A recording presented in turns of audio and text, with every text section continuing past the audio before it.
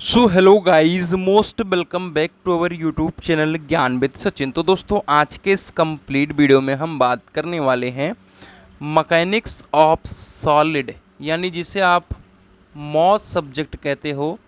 आपके mechanical third semester का काफ़ी क्रिटिकल सब्जेक्ट माना जाता है।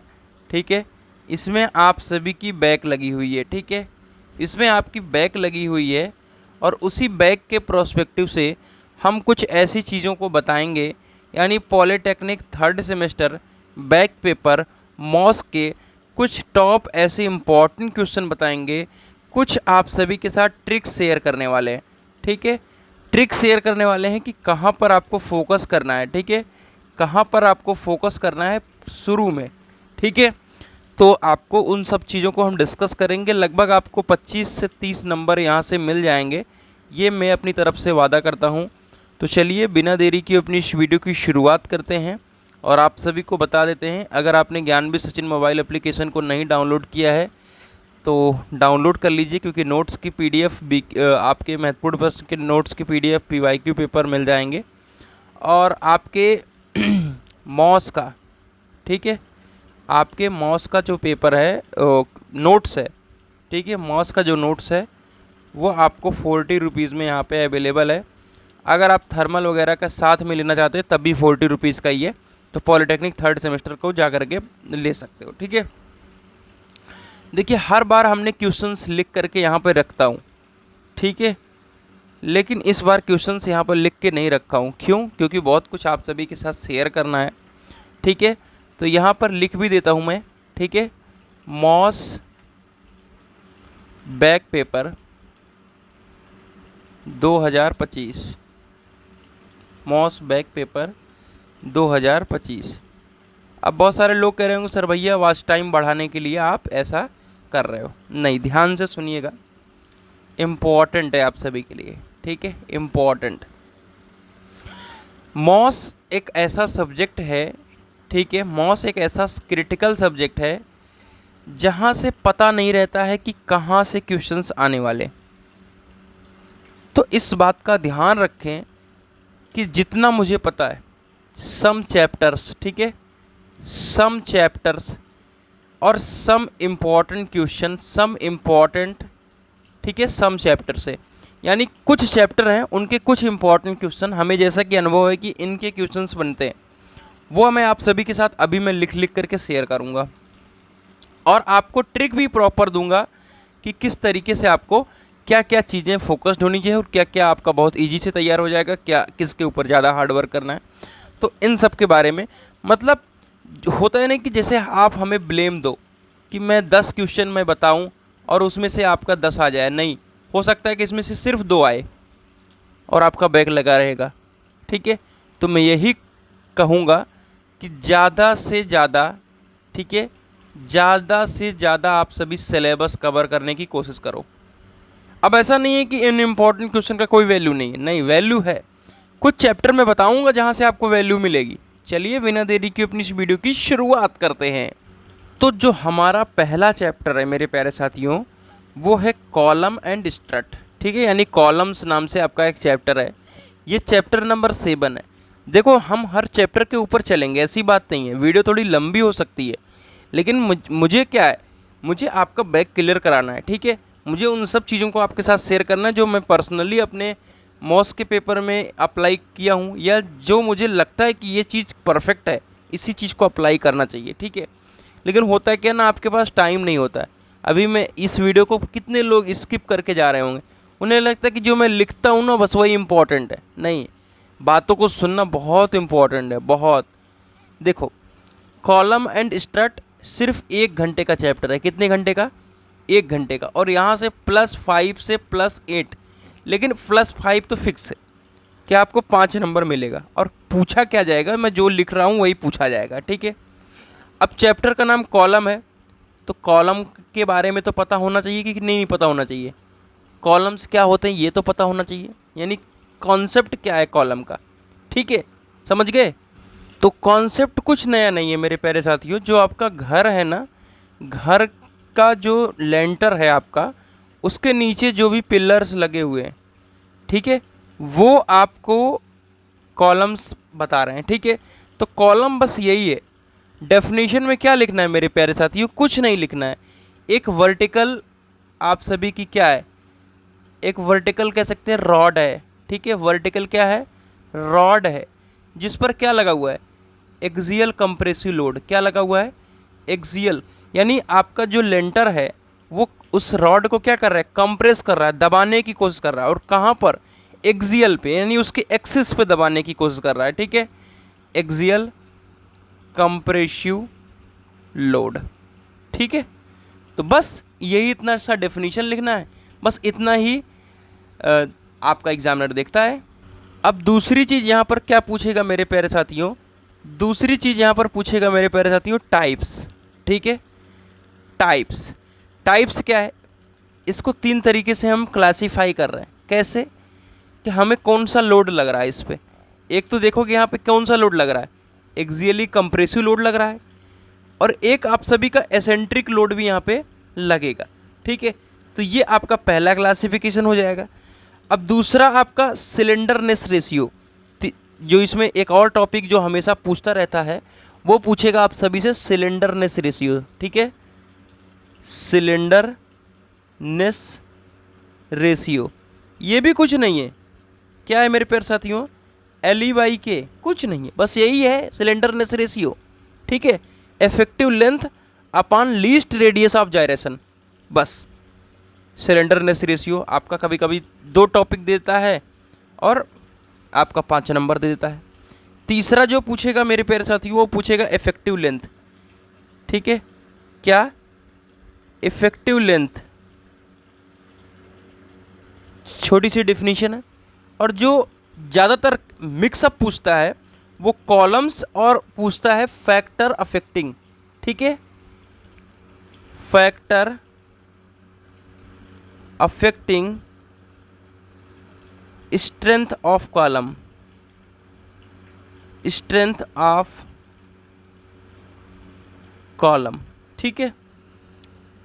तो मेरा कहने का मतलब ये है कि चैप्टर नंबर 7 जो है मुश्किल से 1.5 आवर्स अगर आप दे दोगे इसके ऊपर तो आपका +5 नंबर हो जाएगा, ठीक है। +5 नंबर आपका हो जाएगा, ठीक है। तो चलिए गाइस अगले चैप्टर के ऊपर चलते हैं। मुझे आशा है कि अब ये 5 नंबर आपका हो गया है और आप इसे छोड़ोगे नहीं, ठीक है, जो मुझे पर्सनली फॉलो करते हैं, ठीक है। अब हम चैप्टर नंबर 1 की तरफ चलते हैं, ठीक है। कहाँ पर, चैप्टर नंबर 1 की तरफ। जैसा कि मैंने बताया आप सभी को कि यहाँ पे 5 से 8 नंबर तक आ जाता है, लेकिन हम लिस्ट लेकर चलेंगे 8 नंबर, सॉरी 5 नंबर, ठीक है। तो हम जो दूसरा सबसे सरल चैप्टर है वो है आपका चैप्टर नंबर 1। चैप्टर नंबर 1 को हम समझ लेते हैं पहले। अब देखो आप सेकेंड ईयर में हो, ठीक है। अब मुझे लगता है कि किसी ऐसा स्टूडेंट्स होगा जिसको लोड के बारे में नहीं पता होगा, ठीक है। तो इधर लिख देता हूँ मेरे प्यारे साथियों, लोड का टाइप्स बहुत पूछता है, ठीक है। लोड का टाइप्स जैसे uniformly distributed load, uniformly varying load, ठीक है। तो मतलब आपको नॉर्मली सबको पता है कि लोड क्या है, ठीक है। और कोई ऐसा नहीं होगा जिसको स्ट्रेस के बारे में नहीं पता होगा, और कोई ऐसा नहीं होगा जिसको स्ट्रेन के बारे में नहीं पता होगा। अब पूछ रहा है क्वेश्चन, ऐसा नहीं है नहीं पूछ रहा है, तो आपसे डायरेक्ट स्ट्रेस नहीं पूछेगा। क्या पूछ लेगा मेरे प्यारे साथियों, टेंसाइल स्ट्रेस, क्या, कंप्रेसिव स्ट्रेस, और क्या पूछता है, शियर स्ट्रेस, ठीक है। टेंसाइल स्ट्रेस, कंप्रेसिव स्ट्रेस और शियर स्ट्रेस, ठीक है। स्ट्रेस क्या होता है मेरे प्यारे साथियों, स्ट्रेस बराबर होता है फोर्स पर यूनिट एरिया, ठीक है। अब इसी तरीके से टेंसाइल स्ट्रेस के बारे में बताओगे, इसी तरीके से कंप्रेसिव स्ट्रेस और इसी तरीके से शियर स्ट्रेस के बारे में, ठीक है। और स्ट्रेन के बारे में change in length upon original length, ठीक है। ये तो इस चैप्टर का एक ओवरव्यू है जिसमें ये चीज़ मोस्ट इम्पॉर्टेंट है आप सभी के लिए। अब इसमें ज़्यादातर जो पूछा जाता है मेरे प्यारे साथियों, वो पूछा जाता है ट्रू एंड नॉर्मल, ठीक है। ट्रू कामन नॉर्मल, स्ट्रेन स्ट्रेस डायग्राम, ठीक है, और वो भी किसके लिए, माइल्ड स्टील के लिए। मुझे लगता है कि इंजीनियरिंग मटेरियल्स में भी आपने ये चीज़ पढ़ रखा है, ठीक है। तो ये आप सभी के लिए बिल्कुल आपको आना चाहिए, ठीक है। बाकी मुझे नहीं लगता कि किसी को हुक्स का लॉ नहीं पता होगा, ठीक है। Stress directly proportional to strain, modulus of elasticity यानी स्ट्रेस अपॉन स्ट्रेन होता है। अब जो कुछ पूछा जाता है स्ट्रेस, कुछ जो पूछा जाता है मेरे प्यारे साथियों, उसको भी यहाँ पे नाम दे देता हूँ जिससे आपको थोड़ा सा पता रहेगा। एक स्ट्रेस नॉमिनल स्ट्रेस पूछा जाता है आप सभी से ज़्यादातर, ठीक है। फैक्टर ऑफ सेफ्टी पूछ लिया जाता है। पॉइजन रेशियो पूछा जाता है, ठीक है। क्या पॉइजन, लास्ट ईयर तो 5 नंबर में दिया है पॉइजन रेशियो, बताओ क्या कर सकते हैं, ठीक है। तो पॉइजन रेशियो आप पढ़ लिए। और आप सभी से इसमें और भी चीज़ें जैसे परसेंटेज एलोंगेशन, तो मैं यही रिकमेंड करूँगा कि फर्स्ट चैप्टर का छोटा डिफिनीशन, ठीक है, ठीक है, छोटा डेफिनीशन जो है वो आप रट लो, ठीक है। यहाँ से आपको 5 से 8 नंबर मिलने वाले हैं, ठीक है। और फटीग वगैरह जैसे यहाँ एक और स्ट्रेस है, थर्मल स्ट्रेस है, ठीक है। फटीग क्रीप आपने इंजीनियरिंग मटेरियल्स में ऑलरेडी पढ़ रखा है, मैं इसके बारे में आश्वस्त हूँ कि आपको कोई भी प्रकार की दिक्कत नहीं आएगी। बाकी प्रिंसिपल स्ट्रेस भी पूछ लेता है।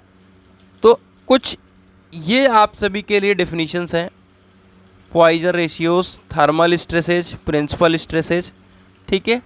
और आप सभी से जैसे कि मैं बोला आप सभी को कि और एक स्ट्रेस है प्रूफ स्ट्रेस, ठीक है। तो ये पूछते रहते हैं, छोटे छोटे डिफिनीशन 2-2 नंबर में ले लेते हैं वो लोग, और आपका ऐसी चीज़ों से क्या होता है कि बैक क्लियर होती। लेकिन इसका सबसे ज़्यादा जो इम्पोर्टेंट क्वेश्चन है वो है आप सभी का लोड का टाइप्स, ठीक है। लोड का टाइप्स आप सभी का सबसे ज़्यादा इम्पोर्टेंट है, मैं यहाँ पे लिख भी देता हूँ, ये इम्पोर्टेंट है। और फिर स्ट्रेस स्ट्रेन डायग्राम है। तो मुझे लग रहा है कि चैप्टर 2 से भी आपके 5 नंबर क्लियर रहेंगे, कोई दिक्कत नहीं है, ठीक है। अब आप लोगों को हम ले चलते हैं तीसरे इम्पॉर्टेंट चैप्टर की तरफ, ठीक है। हमारा तीसरा इम्पॉर्टेंट चैप्टर है जिसे सिर्फ आप आधा घंटा पढ़ोगे। कितना? चैप्टर नंबर है ये 8। कौन सा है मेरे प्यारे साथियों? Thin cylinder. क्या है? थिन सिलेंडर, ठीक है, थिन सिलेंडर हो गया। अब इसमें क्या क्या पढ़ना है आप सभी को मैं लिख भी देता हूँ, सिलेबस में आपको पता है। लॉन्गिट्यूडनल स्ट्रेस, और फिर आपका आता है दूसरा हूप स्ट्रेस, जिसे हम सरकमफेरेंशियल स्ट्रेस कहते हैं, ठीक है, सरकमफेरेंशियल स्ट्रेस भी कहते हैं इसे। और फिर तीसरा यहाँ पे आता है रेडियल स्ट्रेस। बस इन तीनों की डेफिनेशन अगर आपकी तैयार है तो आपके 5 नंबर क्लियर है, ठीक है। क्लियर हो गया आप सभी को। अब यहाँ पे जो पूछा जाता है वो एक और चीज़ पूछा जाता है। ये तो आपको थिन सिलेंडर के लिए पूछ सकता है, longitudinal stress and hoop stress, तो आपके फ्री के नंबर हो गए यहाँ से, ठीक है। लेकिन क्या होता है कभी कभी लॉन्गिट्यूडनल स्ट्रेस और हूप स्ट्रेस जो होता है, ठीक है, ये किसके लिए पूछ ले रहा है मेरे प्यारे साथियों? थिन सेल के लिए, ठीक है, थिन सेल के लिए। तो ये थोड़ा आप सभी के लिए क्रिटिकल हो जाता है। लेकिन मैं आप सभी से यही रिकमेंड करूँगा कि पहले आप इसको, ठीक है, फॉर थिन सिलेंडर ज़रूर पढ़ लें।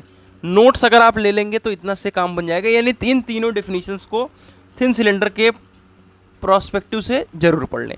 यहाँ से +5 नंबर आप लोगों के क्लियर हो जाएंगे।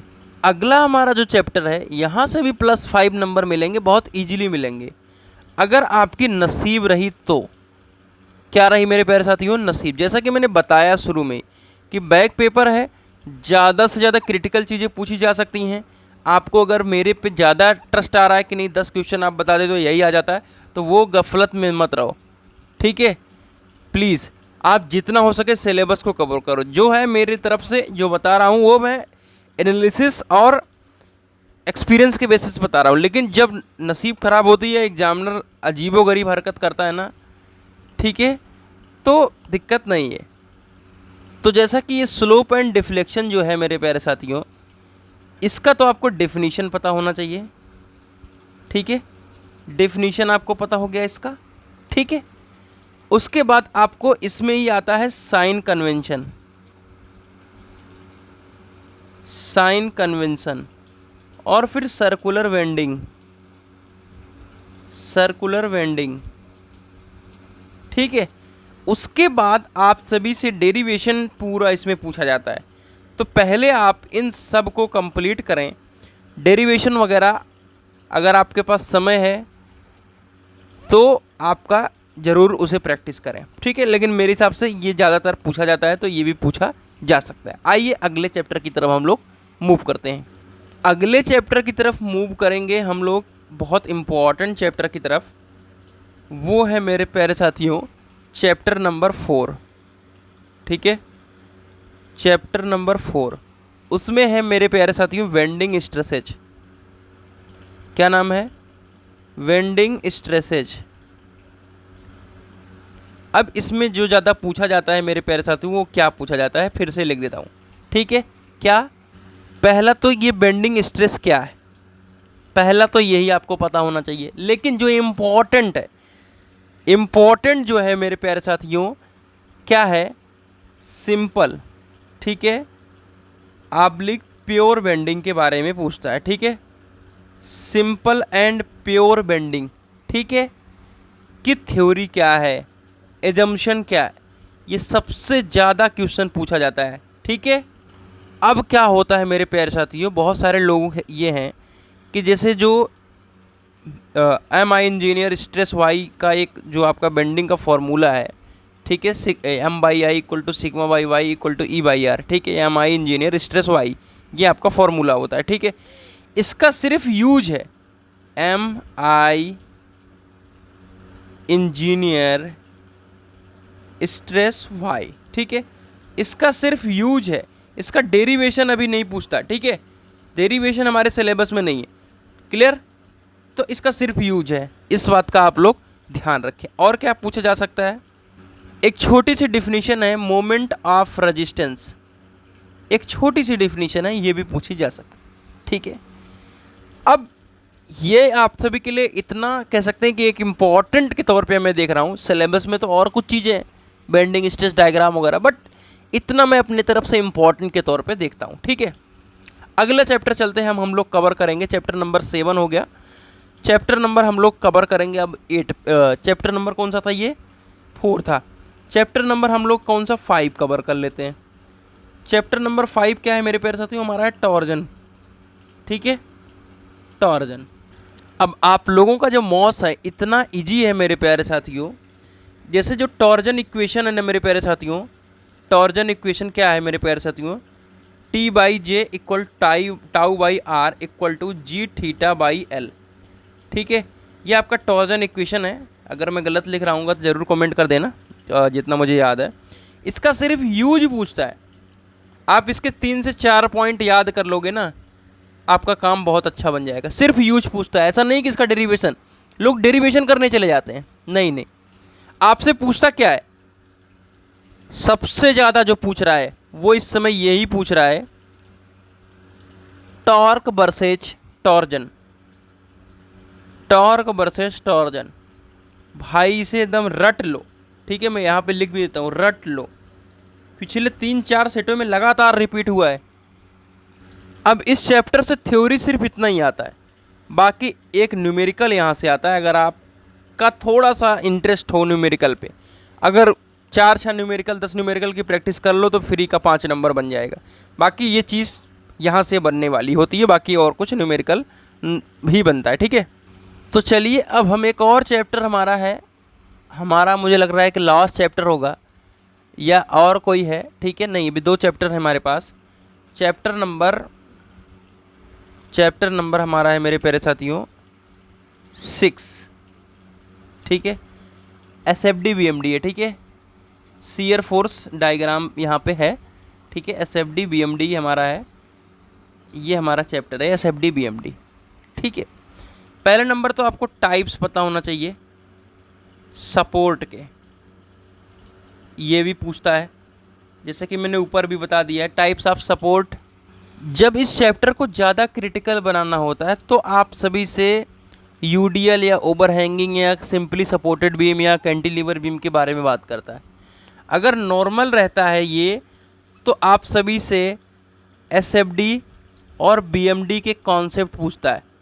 बहुत इजी से कॉन्सेप्ट है, नोट्स के अंदर मैंने लिख भी रखे हैं, ठीक है। SFD BMD हम किस तरीके से ड्रॉ करते हैं उसके कह सकते हैं कि कॉन्सेप्ट पूछता है और ये चीज़ पूछता है, तो ये चैप्टर से ये चीज़ बनता है।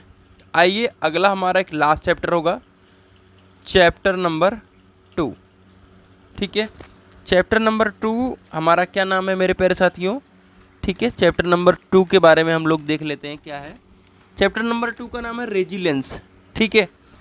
देखो रेजिलेंस, प्रूफ रेजिलेंस वगैरह आप पढ़ लो, ठीक है। मैं लिख भी देता हूँ यहाँ पे, कम से कम रेजिलेंस तो आपको पता ही होना चाहिए, रेजिलेंस तो आपको पता होना आवश्यक है, ठीक है। और इसका प्रूफ रेजिलेंस मुझे लगता है कि पिछले कई बार से नहीं बन रहा है ये, तो अब की बार ये कुछ ना कुछ इसमें पूछ ले। मॉडुलस ऑफ रेजिलेंस, ठीक है, क्लियर।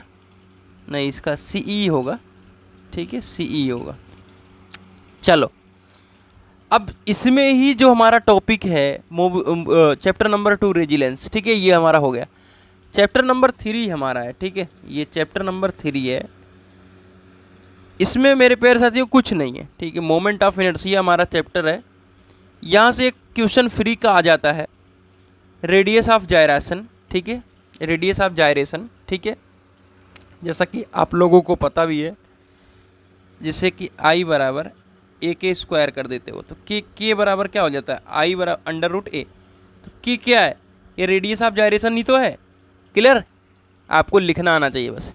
दूसरा आपका थ्योरम है, ठीक है, theorem of perpendicular axis, perpendicular axis और पैरेलल एक्सिस, ठीक है। इसके ऊपर आप लोग थोड़ा सा ज़्यादा ध्यान देंगे, ये आपका स्टेटमेंट अच्छा खासा बनता है। तो ये हो गया आपका पूरा मॉस। मुझे लगता है कि बहुत अच्छी तरीके से मैं एक्सप्लेन किया हूँ और अब आप लोगों के लिए थोड़ा सा आसान ही हो जाएगा। तो मिलते हैं एक नई वीडियो के साथ, तब तक के लिए bye bye, take care, love you all.